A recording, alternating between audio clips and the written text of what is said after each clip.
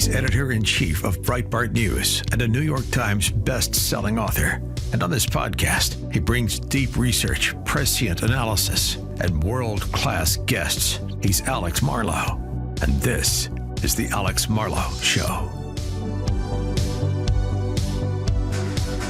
Welcome to The Alex Marlow Show. Big one today. We're going to start off with Senator Joni Ernst of Iowa, who is leading the DOGE Caucus in the Senate. And she's been hard at work since Trump got elected, trying to find ways to cut the size and scope of government, working with Elon Musk, et cetera, to do so, as well as President Trump. And this is she gave me a bunch of time. So we're going to get a pretty good explanation of what DOGE is really doing and why the work is totally legit and why it's not going to stop and it could go on forever. It's fascinating stuff. You're going to love it. Here we go. All right. I told you guys that I'm only bringing products that I would use myself and enjoy. And we had a great birthday weekend for my sister Molly, featuring the Solaire Grills, the best hot grills. I did exactly what I said. I got the steak, cooked it slow, and I took it off the heat and let it rest. And once it was rested, I fired up that Solaire hot grill. It is the hottest grill in the market. It's using that infrared heat.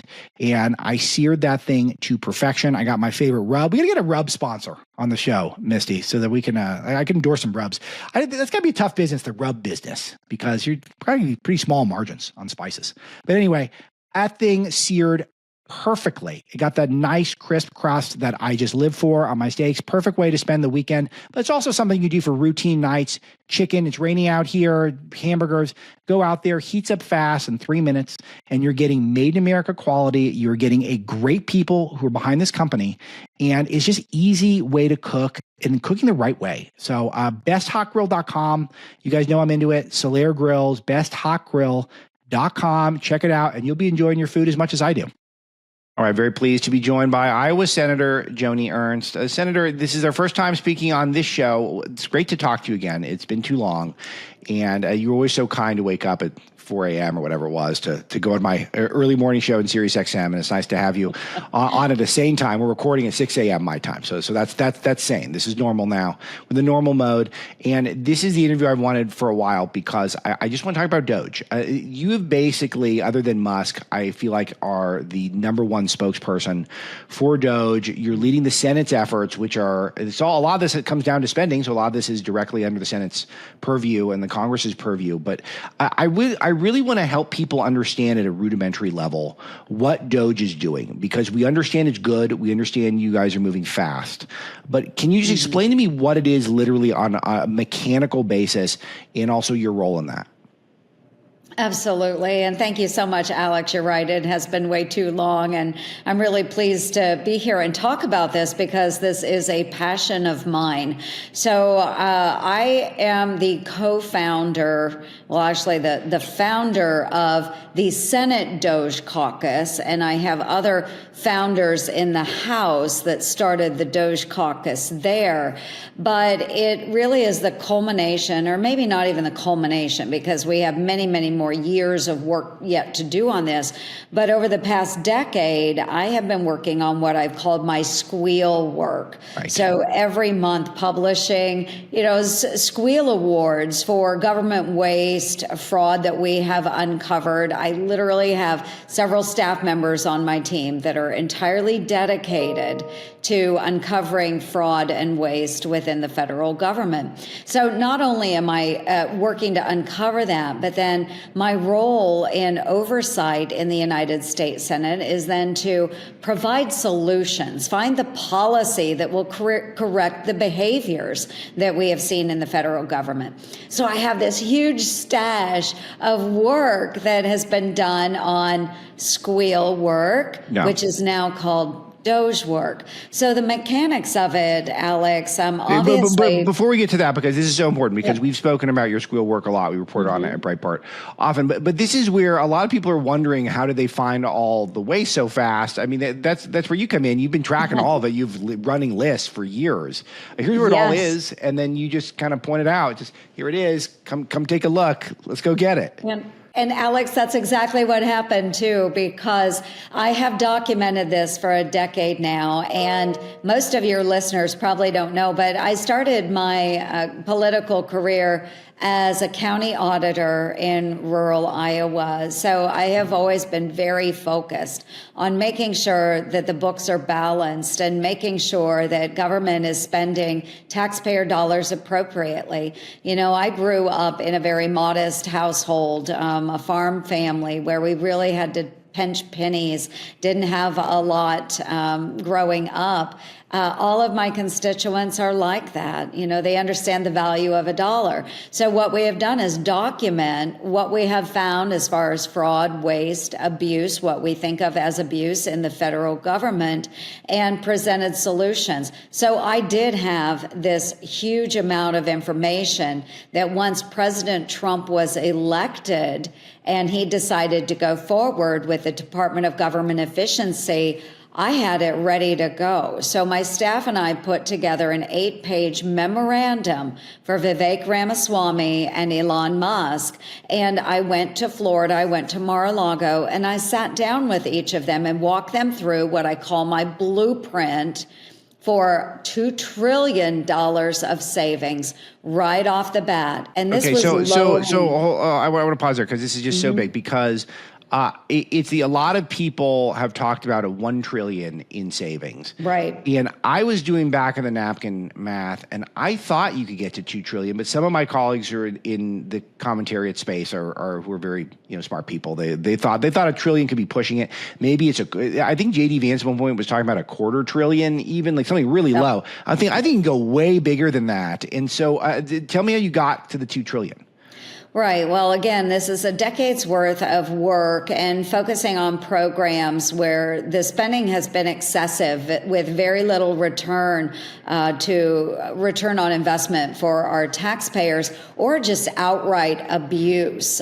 So if we can take away that low-hanging fruit, you've probably hit that $250 billion of savings already. Wow. Just with very little effort. But then there are all kinds of programs. And think about the dollars that were funneled through NIH, through USAID to China, to the Wuhan Institute of Virology, millions and millions of dollars through various rat holes. And it's not easily found. It really does take a concerted effort to find all of this money. But all of the money that has been sent to foreign entities and what I would even call adversaries like China, that's another part of that. Well, we need to stop that right away. And we've had legislation that can do that.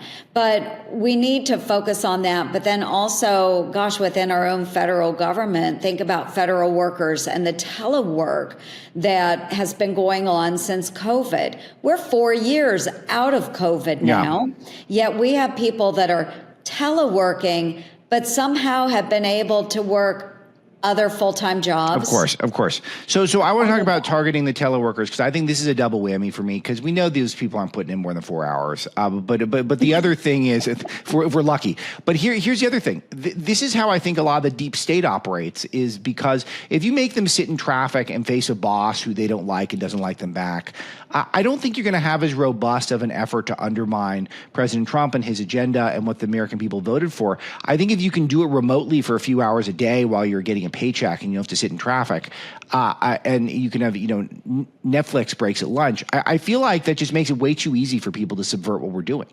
Oh, absolutely right. And I even had efforts last year before to be able to track those remote workers. And I would say everybody's like, oh, Joni Ernst hates telework. Well, no, I don't. If you can show us your product and if it truly is an effective way to do your business, then I'm okay with that. Right. But what's wrong with transparency so that your supervisor actually can see what you are doing and that you are working?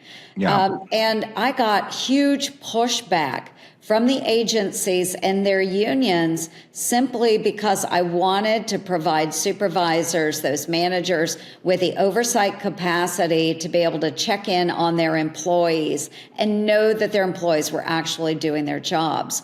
But it got nowhere. I actually did have a Democrat co-sponsor on one of my bills, Gary Peters of Michigan, who also agreed, we should be able to track what people are doing. Yeah. But it got nowhere because the unions are very powerful here. But eliminating the unnecessary workers within federal government, because you're right, there are probably many, and I'm not going to say all, because we do have good federal workers. I think we agree with that. Yeah. But then we have some that are absolutely taking advantage of this situation. Right. And if they're only working a couple hours a day, I'm sorry, you need to go. You need to go, and we can roll those hours into somebody else.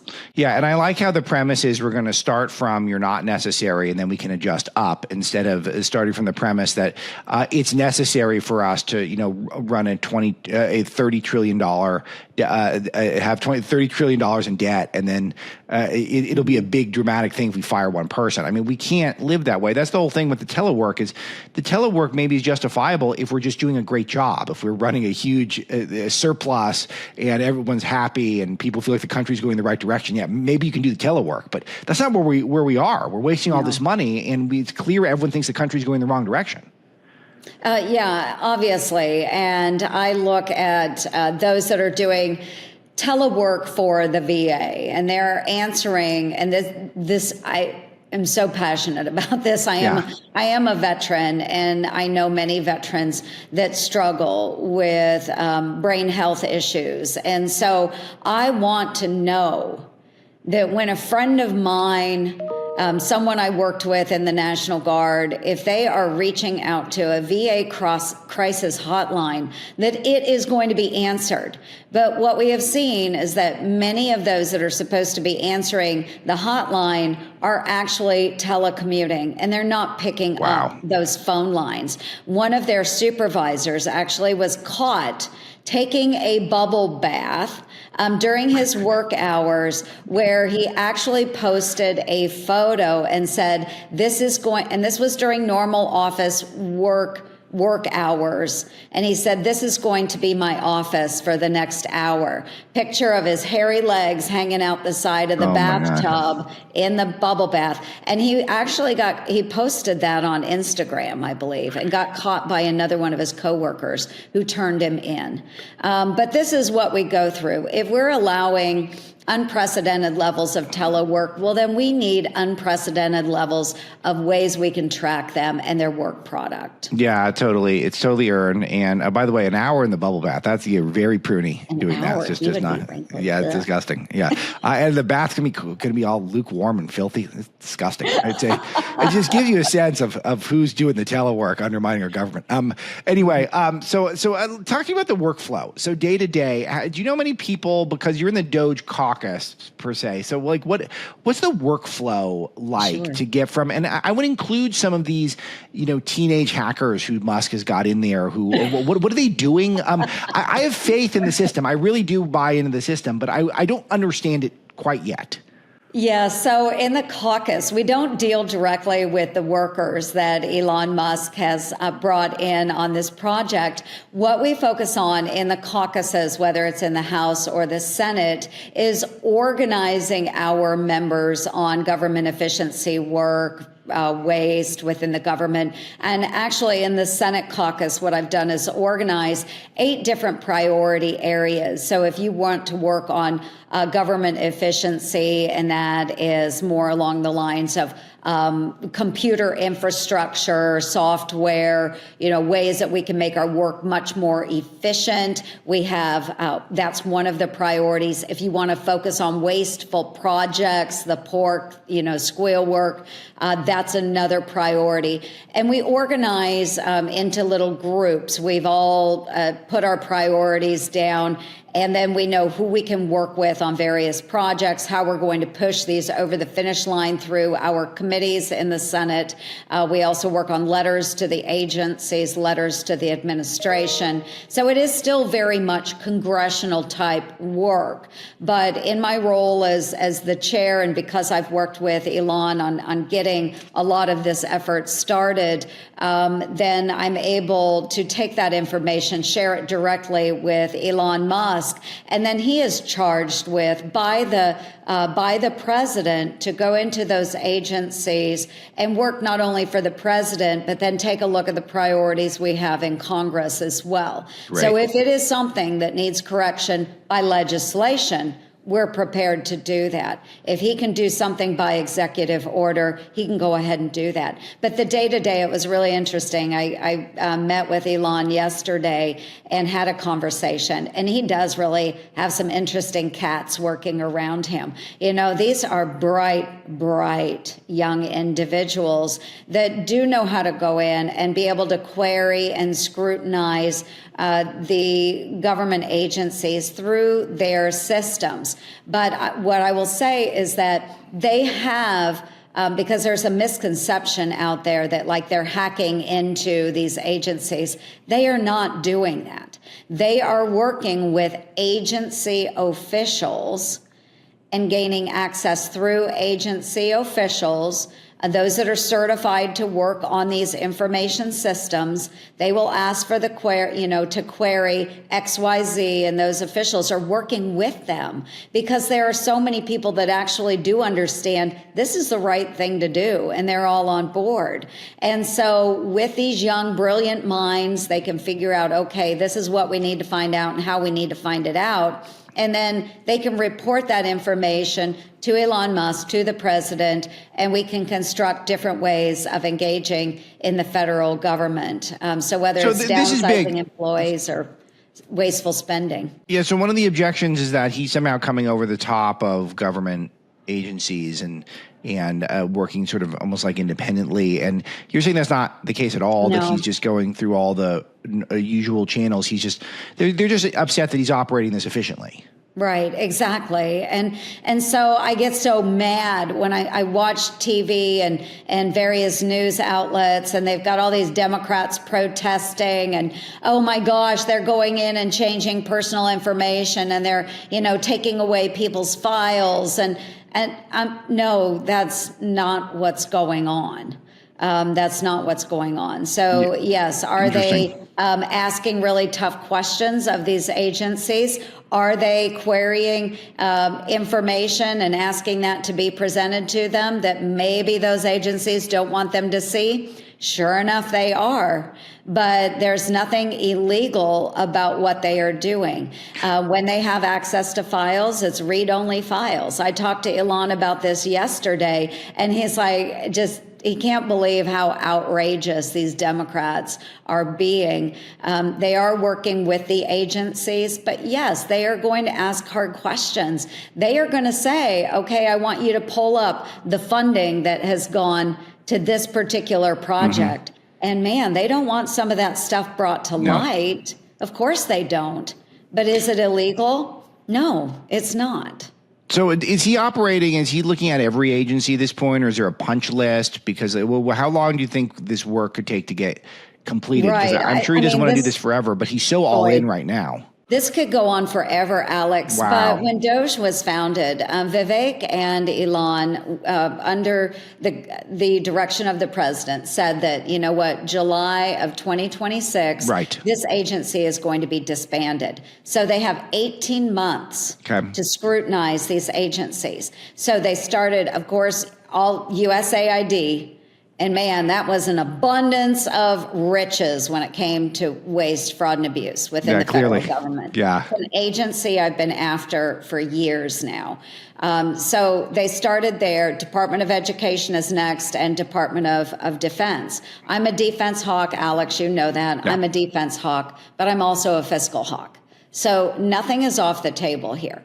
We want to make sure that if we are engaging and sending our taxpayer dollars to the Department of Defense, which is our number one priority to defend our nation, if we are sending taxpayer dollars there, that we know our country is going to be defended, and that the men and women that serve this great nation, that they will have the proper training, that they will have the proper equipment, that we will be able to care for their families. So it's just making sure that taxpayer dollars are working the way we intend them. So yes, they are working agency through agency through agency to ferret out waste and abuse for the American people. And I don't care who you are, white, black, red, purple, orange, whatever, you're Republican, Democrat, Independent, Green Party, I don't care. Everybody should be thankful that we will have an effective, efficient government that is working for them. Yeah, well, one thing that's interesting to track is how the Democrats were schizophrenic on this, is that most of them are saying this is an outrage, this is Musk should be impeached, but he's also not legitimate, so he can't get impeached. But some of them are saying we should have done this. They're saying that why didn't we cut all the waste when we had the chance? Yes, exactly. I think we saw that with those young Obama staffers the other day. They were like, why did we not implement some of these checks and balances when it was our turn to do that? And they chose not to, because complacency is easy. People don't like to get out of their comfort zone. And so if you're just riding the wave, great, good on you. But it's not good for those that send us to Washington, D.C. So here's an interesting question. Excuse me. So you've been tracking this stuff for as long as you've been in the Senate, and something that's very strange. It's mostly positive, but there's something odd about it as someone who's watching from afar, that if this stuff was all out there, why wasn't more done about it when you're flagging your squeal reports and Rand Paul putting out his waste book and Jim Imhoff doing the same thing? How come no one did this and did anything? Why are we just doing all of it now? I know there were just a handful of us, Alex, that have really cared about this through the years. And it wasn't the latest, greatest, sexy thing. When you're talking about numbers and departments, it's just not exciting. And so it is a bit frustrating, most certainly, because I have so much legislation that would have dealt with a number of these issues years and years ago. And I should go back at some point and add up the savings that we would have had if we had implemented some of you should. My that would ideas. be. I would love that story. I know. So we'll do that at some point, maybe when this slows down. But the positive thing is, though, that while I wish we would have started this much sooner, I wish a lot of our leadership would have taken our ideas seriously many years ago. I'm so thankful that President Trump and Elon Musk have made it the latest, greatest, sexy thing. Yeah, and I just want to put a marker down that this has to be the standard in the future. When we identify problems, we just deal with them and we just knock it all out. One thing that blew my mind, that I knew this was happening, but just preparing for the interview, is just you guys were full flight in December, like early January, like before Trump was inaugurated. Talk to me about that you knew he was coming in and you guys were already up to full speed. Can you give us a little behind the scenes? Yeah, absolutely. So my team and I have been working on this, again, for 10 years. So we had a lot of this information compiled already. And so right after the election, what my team and I did was present, and it was a boiled down 8-page document that we gave to Elon Musk and Vivek Ramaswamy the minute that they founded DOGE. So I happened to be in Florida for a separate event, but arranged to meet with Vivek and Elon, and went over to Mar-a-Lago, sat down with them, sat down with the president, sat down with Howard Lutnick, and I was able to walk them through all of these ideas, the areas of waste that needed addressing right away, something that could help them get to that $2 trillion mark. And it was a great conversation. And I just remember when I sat down and I showed this to Vivek, we were walking through it, and he was just astounded. He's like, there's $2 trillion in this. And I said, yes. And he said, and you don't touch Social Security? And I said, no. No, we don't. I mean, this is all of the spending that we do where we can save. Elon was excited about it as well. Elon and I will share information, every few days or so. And I just remember one conversation that I had with him. He had texted me back on an issue. And he said, just thank you so much. You are one of the only ones that truly cares about this issue. I've been saying from the start that this is a truly, truly historic opportunity. And it feels like people are acting that way for once, which is that it feels like we talk about it like, oh, this is historic, but people are actually motivated. It feels like this could be a historic moment in American history if this continues to go this way. Senator, I just have a few rapid fire ones. One of your objectives right away is moving part of the swamp out of Washington. I love this. Can you talk to us about this briefly? Yes, my Swamp Act is where we move the headquarters of all of these agencies out into the regions that best represent those agencies. Hello, USDA. Yeah. I don't know many farmers in downtown DC, but I know a heck of a lot of them in Iowa. Things like that, really important. Let's get the bureaucrats out of DC and out into the areas that they supposedly represent. Oh, how do we make some of these things permanent? I'm thinking about, do we need more ID verification for payments? Is it just about getting people in Congress who care about these things and, our type of people are basically just have got a job so they can do congressional insider trading? What are the keys to making some of these, locking in some of the changes? Well, I do think that President Trump will be a big part of that because he will push. Now, if we have a president that's pushing for legislation, we can actually make real change. We have to get it through Congress. We know in the Senate, it does take a number of Democrats supporting us. But I think the way the president is operating right now, whether it's through executive order, his actions through DOGE, he can make real change that I do believe will last a very long time. But ultimately, yes, we have to have legislation, puts it in code, and then we're locked in. The trouble will be getting these frazzled Democrats to join us in those efforts. Senator, do you ever wonder if this is what you were put in the Senate to do, this thing right here, this project? I know, Alex, that this is why I was put into the Senate. Amazing. Unbelievable stuff. Well, congrats on all the victories so far. And I'd love to check in every, 60, 90 days or so. Let me know how it's going. That if you don't sounds mind. great. Okay, Thanks, let's do Alex. that. Senator Joni Ernst, wonderful. Anything else I can plug for you, where you want to send people? Oh, I think it's fantastic. So they can go to my website, ernst.senate.gov, and they can sign up to get my Squeal newsletter. Beautiful. Thanks again, Senator. Thank you so much, Alex. All right. So you all know I don't bring you products I wouldn't use myself or recommend to my own family. And I've got something today that checks all the boxes for health, longevity, and real measurable results. I'm talking about the Juvent Micro Impact Platform, and it's like nothing else on the market. You've heard me talk about how we have a sedentary lifestyle. We're just sitting around too much at work and traffic, on the couch, and we pay for it with joint pain, stiff muscles, and weakened bones. But Juvent changes the game. The platform uses cutting-edge science developed to help astronauts rehab and delivers micro impacts that help you improve your joint health, boost your bone density, and speeds up your recovery. Of course, I ran this by some of the most trusted voices in my life, many of them board-certified physicians in my family, and they say this technology is legit. It's simple, convenient, it's safe, and I've been incorporating it into my routine on a daily basis with basically zero effort. I hop on the platform for 10 to 20 minutes a day, 20 for me because I'm robust, and it helps me activate the areas of my body that are neglected when I'm sitting around and scrolling.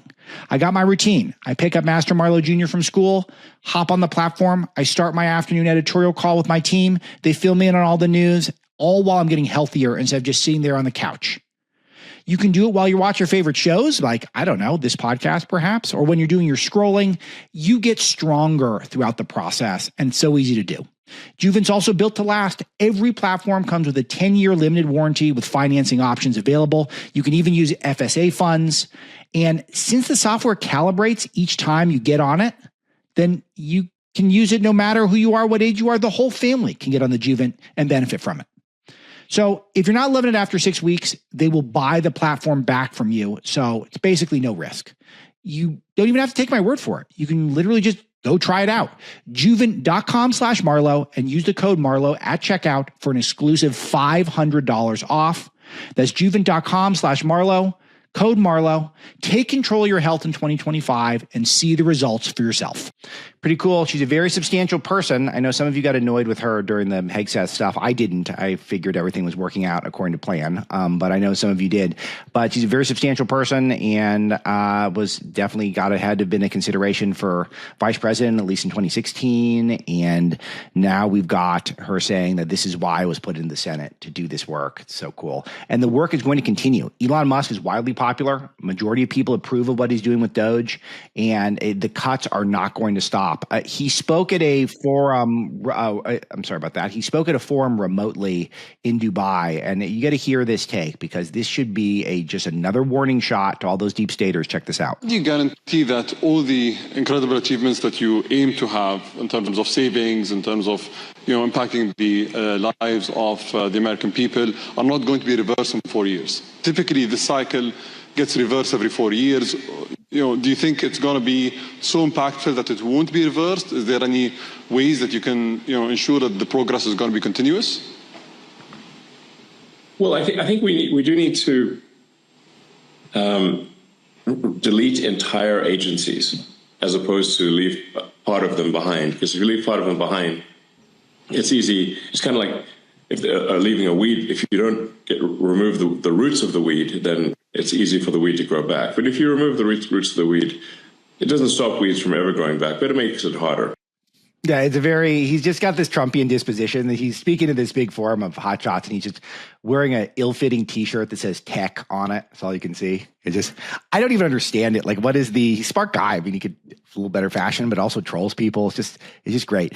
But this made me think, though. His answer, as simple as it is, it made me think because I've been advocating that it's too hard to delete, so to speak, some of these agencies. So I've been advocating you just fire everyone and you leave one person in there. Make it a four-spirit furry. Let's make it someone who's really diverse. Let's just make it whoever is the most diverse person in the building. It'll just be one person, and that will be the Department of Education. So that way you don't even have to go the trouble to deleting it. You can just fire everyone there, and that feels easy, doable. But he's saying we had to delete it because it's like a weed. So maybe that one four-spirit furry could do a bunch of damage to our society from the Department of Education. I don't know. And maybe, I don't know. But I'm so good with my approach, which just fire everyone, and then we don't have to bother deleting all the agencies. But if you can, and I think it takes an act of Congress, why not delete them all? But that should just send a shudder through any of the hearts and souls of the left. And they're starting to get it. They're starting to understand that is not enough just to call him President Musk and call him a dick and call him names, that they probably should have done this stuff. And as I've been saying on the show over and over, they're giving Trump concession layups. They're giving him easy baskets that are unguarded, open goals. I mean, it's just easy stuff. And they should have done some of this because we all want a tighter government, left, right, or center.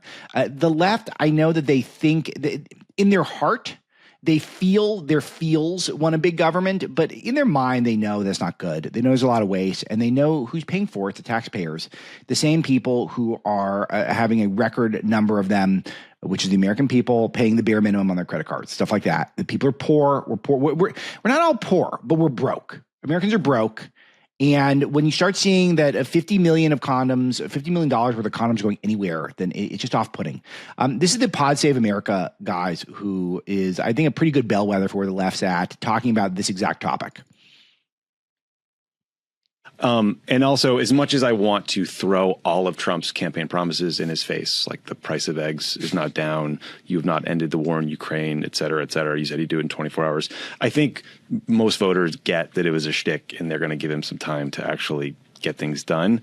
Trump is he is moving so fast. They are doing a lot. It is not just the perception of it. They hit the ground running in a serious way. It's like genuinely impressive in a dark and sinister way, but it's nonetheless impressive. And if you're turning on the news every day and hearing about all these different things Trump is doing and all the different criticisms coming out of it. I love the dog whistle. It's the guys, if you ever hear me doing this, email me aloha@alexmarlow.com. I don't want to do too many of those. It's very impressive, but in a dark and sinister way. I'm like, no, it's not. He's just doing what he promised.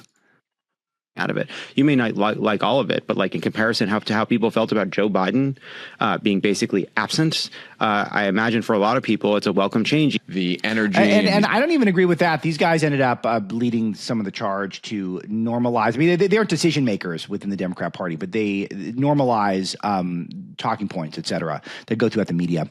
And they were out there relatively early on after after the debacle debate for Joe Biden, saying he needed to stand aside. So, these guys are Obama mouthpiece. They're not going to do anything that Obama doesn't want. But they're certainly, they were out there saying Biden's not doing enough. Biden did plenty. Biden did a lot. He just didn't do nearly as much as Trump is doing, because we've never seen anyone do what Trump is doing. Trump's done more in the first 3 weeks than I think even Trump did in his first 4 years. So and part of this is he has a whole new approach. When he got in there in 2017, he took his time, co-opted the establishment, built a cabinet, a bunch of establishmentarians who knew their way around Washington. And all they did was hire a bunch of people to undermine him in the deep state. So that was that was clearly an error. And he's doing the exact opposite this time. He's hiring loyalists only, people who are 100% pure. And then they're just getting to work slashing. and he's assigning things and he's affecting all that. I think that is playing extraordinarily well. It's like, you don't want to seem like you're opposed to government efficiency, but obviously now they're just rampaging through like the government Venmo and shutting shit off left and right. I'm not saying they're wrong. But you don't want to seem like you're opposed to government efficiency is a good point, right? And that's the checkmate that Trump has got them in. He's saying to them that he's saying to the world that if you don't like what I'm doing, then you're opposed to government efficiency. This is the Department of Government Efficiency. We've got world's best businessman at my side who's going through and pointing out where the waste is. He doesn't need the money. He's not doing it for selfish purposes. He's doing it because he's a problem solver. So he does. I saw an interview, I forget where it was, with Mark Andreessen, who's a famous Silicon Valley venture capitalist, very smart guy, who's explaining that that's Musk's superpower, is that he solves problems. He solves them quickly, and he focuses on the biggest problem first, and that's what he does. He goes around to his company, and he says, what's the biggest problem? And then he solves it himself, and then he moves on, and that's what he does. So that's what he's doing with our government. So again, I don't like the China stuff, and here I am. I'm doing the thing I'm not supposed to do. I'm caveating it, but it's I don't like the China stuff. I don't like the H-1B position, but he's really, really good at cutting fat. That's why when Trump hired him, I announced it was a historic thing, that the potential was so high. And anyone who was saying we were going to cut $250 billion or $500 billion was underselling it. I think $2 trillion was way in the picture, and Ernst is making it seem like it's a guarantee. So cool, and it might never stop. We might just keep cutting until there's barely a government left, and how great would that be? When we talk about a golden age, imagine if we cut the government by half. I mean, imagine if all of your tax bills were down by half. Who knows? I don't know. I don't know what the number is. Maybe it's $6 trillion we can cut. I don't know if it's 2. How high can we go? How much do we really need? How much does the federal government really do for you? How much? And some of it, when you got, a strong defense sector, then the stronger it is, the less is going to be necessary. So maybe that price goes down over time. Same thing with immigration. You saw Russ Vought asking for over $100 billion for border enforcement. Russ Vought is a relentless cutter, but he wants the expansion in one way, border enforcement. But you know that he's playing chess here. He only wants more border enforcement money because he knows long-term it's going to save us money. That's the whole game Trump is playing and DOGE is playing. And we're witnessing history right now. And these guys know it. They know it. They can't say it quite that way because they're left-wing podcasts, speaking of lefties. But they know that Trump is doing the thing. He's doing it right now. Wrong. I'm just lamenting our situation. Me too. No, I love it. I felt the same way because I've seen the messaging memos, and it's like, the young people, Gen Z, they like DOGE and what Elon's doing because, they see government as sclerotic and inefficient, and they like the move fast and break things ethos, and they want to get stuff done, and they like the results. And it's like, yes, of course, we all want that. He's going to say, but yes, of course. Yes, of course. And this is what the Democrats set themselves up. Men and women's sports, no free speech, open border, the bloated government, defending all these strange expenditures on weird things overseas that come out of your pocket. No one wants that. We don't want that. This has been created as a way to have an overwhelming state that suppresses us and shuts us down and makes us in a communist China, where there's no big opposition because the state is so powerful that we're all demoralized and we all tune out. But enough people weren't demoralized and tuned out. Enough people banded together to get Donald Trump in there. And now he is just moving fast and breaking things. So we're overwhelming the security state, the deep state, the federal bureaucratic apparatus with our own willpower right now. We all know that government is slow. We all know that government can be inefficient. We all know that the bureaucracy can be bloated. We all worked in the fucking White House. We tried to reorganize the government. We tried to find efficiency. It's hard to do. And honestly, some of this is pretty annoying because it's some of the stuff we should have done. Right? Yeah. Like, you could do some of this. No, you just got to talk Gen Z to them. You're like, I could dig these Doja cats. Okay. Oh my God. No. Oh, that was terrible. That's terrible. It's the, man, is that how podcasters sound? No, I listen to that show. It's an okay show. It's great. It's a great moment. We should have done this stuff. Of course you should have. Lee Zeldin's found $20 billion lost by the Biden administration for climate projects. Just found it. And he's gonna recover it for us. It's not going to stop. We're going to keep cutting the fat. And we're going to keep going after the bad guys. We was announced right before the show came on that Trump is terminating all the federal prosecutors appointed by Biden. And of course they should go. The most weaponized group of lawfare activists in the country is this group.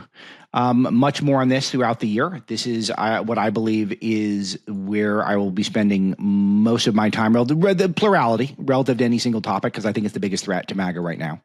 So I'll be bringing it up from time and again, but it's a firing the lawfare activists as best you can. If you can fire them, they've got to get fired. They've all got to get fired. You've got to take the same approach that Musk is taking, where the default is they should not be here.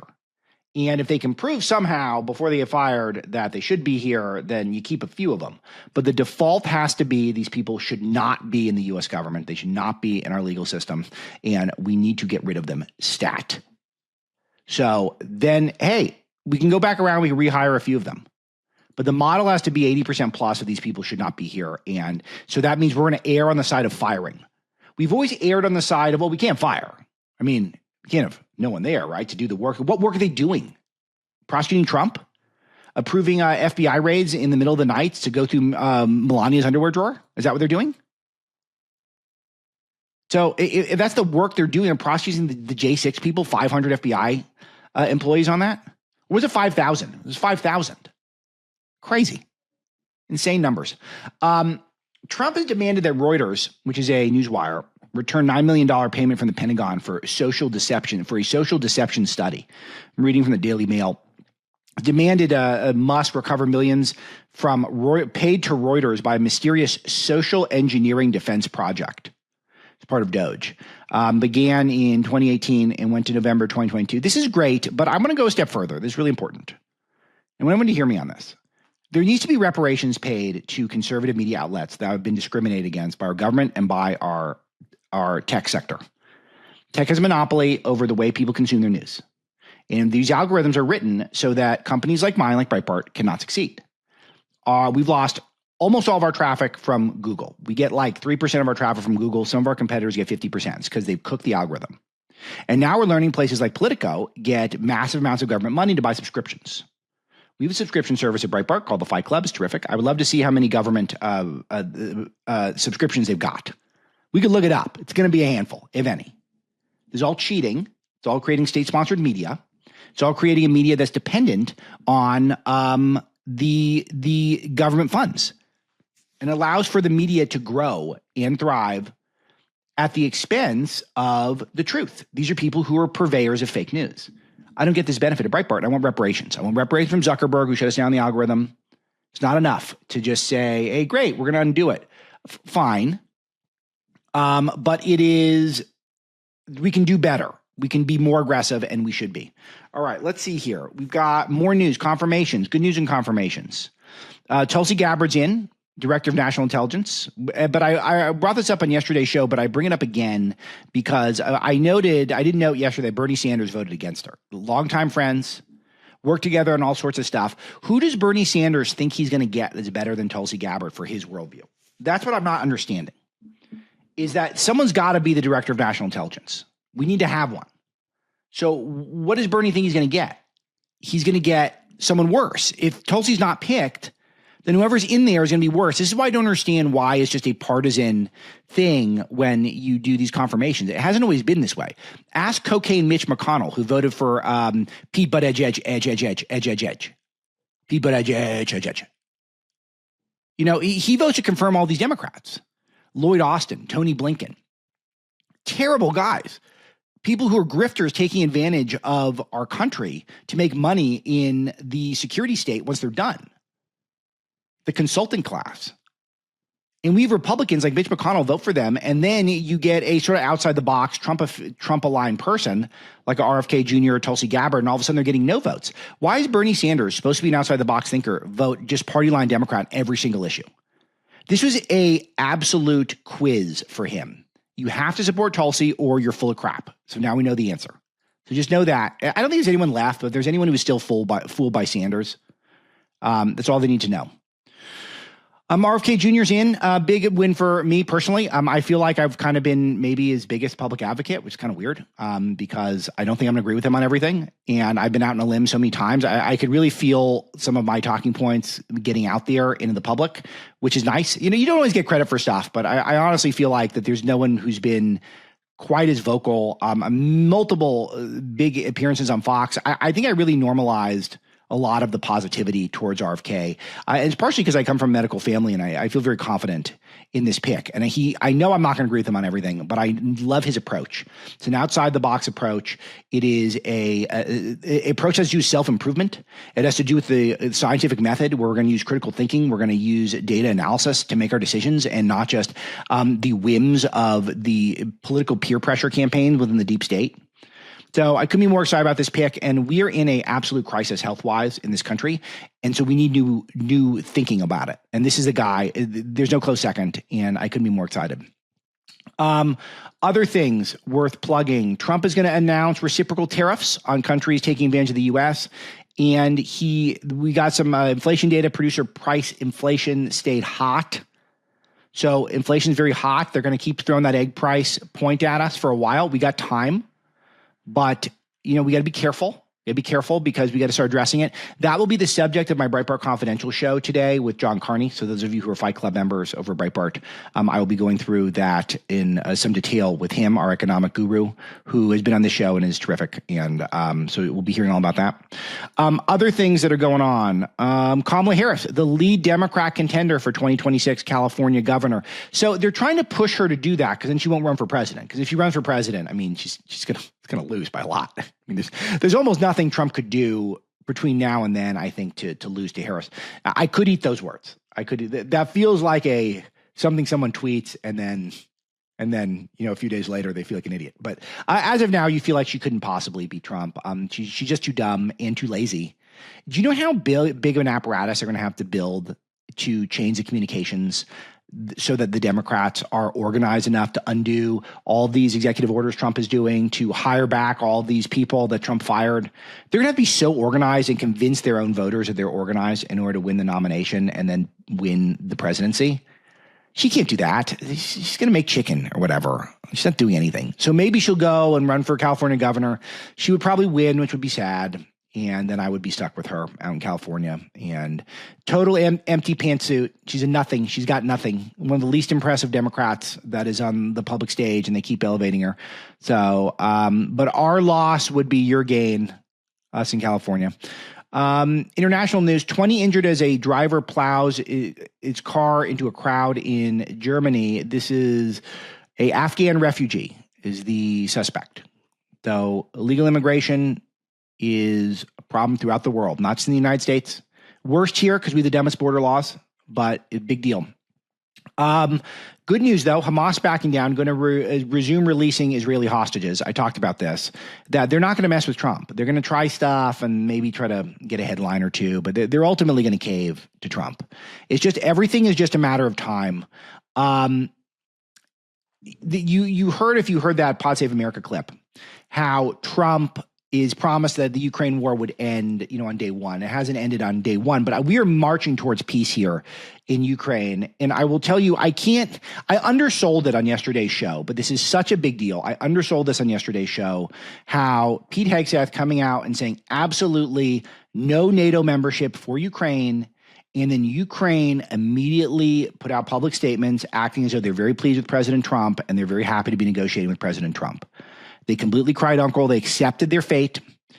And as I broke down in Breaking Biden, I believe my most important chapter, as I've always said, my favorite chapter is the one about how Joe broke Hollywood. But my most important chapter was explaining Joe Biden's culpability and people like Victoria Nuland, people who he had appointed to run his Russia policy, they were the ones who caused that war even more than Putin. It was that bad what Joe Biden did. And the number one thing is they dangled the NATO membership in front of Ukraine. And because of that, that's what more than anything else compelled Putin to invade. Of course, there's more nuance than that. That's why I wrote 20 pages on it. But that's the essence of it. And for Hegseth to come out on day one and say, boom, or day 11, whatever it is, and say, boom, no NATO membership, period, and Ukraine to say, fine, we're good. That to me shows that there can be peace. It is the ultimate peace through strength. And I'm proud of it on a personal level. It really is one of my biggest victories, I think, on an individual level, that I got that talking point out there to the way it is. And I'll tell you, one of my researchers who I hadn't heard from in a while was just texting me how thrilled he was last night with all the good work we did on that topic. And it feels good. So I'll tell you, since this is the Alex Marlow Show, the Alex Marlow audience, here is our, this is, what's his face? Root, the guy who's NATO Secretary General right now, Mark Root. Let's play some of this. Well, listen, in Washington again, NATO committed to future NATO membership for Ukraine. But it has never been agreed that whenever peace talks would start, that peace talks would end anyway and always and definitely with NATO membership. So what he's saying is, yeah, we've always talked about it, but we've never been serious. I mean, come on. I mean, we were just having a good time. We weren't really committing to NATO membership. We just were trying to be nice to our friend, Ukraine. Membership, that has never been agreed. It could be, but it never was that clearly stated. What I consistently have said is we have to make sure that whatever the outcome is, we have to make sure that Vladimir Putin will never, ever try again to attack. Yeah, right. And so he's not going to attack if he doesn't feel like NATO's at his doorstep. Russia's clearly very weak. They got economic challenges. They got political challenges. Their military is clearly completely depleted. They've lost hundreds of thousands of people in this war already. But they're not going to back down unless they know for sure that NATO's not coming to their doorstep. It's number one. Fundamental. Sometimes you feel like the experts, they get too close to stuff and they don't know it. And maybe that's why I was able to figure it out and the experts weren't. Maybe it's because I know a lot, but I'm not an expert level. I couldn't teach college class in this stuff. So maybe it's the people who could teach a college class, the people who have degrees in this stuff, where they've thought through the diplomacy and geopolitics the way that a Joe Biden has. Maybe those are the guys who are the worst on it now. Think about how Trump came in to his first administration and got an A+ on foreign policy. He aced it. He nailed it. He's an international businessman. He had no political experience. He never sat in the Foreign Relations Committee. And the thing he did better than anything else was his foreign policy. So maybe that's what it takes. Maybe that's what it is. And maybe just all these people are just way too close to it. But it's great stuff. I'm personally proud, and it's great news for the world. If you like peace, as I said in yesterday's show, if you like peace, you love this. You love these developments, because the quickest path to peace is to laying down the law, no Ukraine NATO membership. Okay, cool. All right, a couple other ones that I just have here that I wanted to bring up. They're out of context, but I still wanted to bring them up. Now, I'll save one of them for tomorrow. You know what I'm going to do? Misty, I'm going to save the Garcia clip for me for tomorrow. And I've got one other story I want to talk about that I'll save for tomorrow also. So I'm going to redo the last little bit here, and I'm going to sign off. All right, I got a lot more, but that's going to be today's show. I will do emails tomorrow. aloha@alexmarlow.com. We have not had a chance for emails for a couple days, but just keep emailing me, leaving those comments on YouTube and Rumble. Subscribing is very big. Telling 10,000 friends and family members, though, is the biggest. Show's doing well, but I want it to do even better forever. Thanks to our producer, Misty, and to all of you in the audience. Talk to you tomorrow.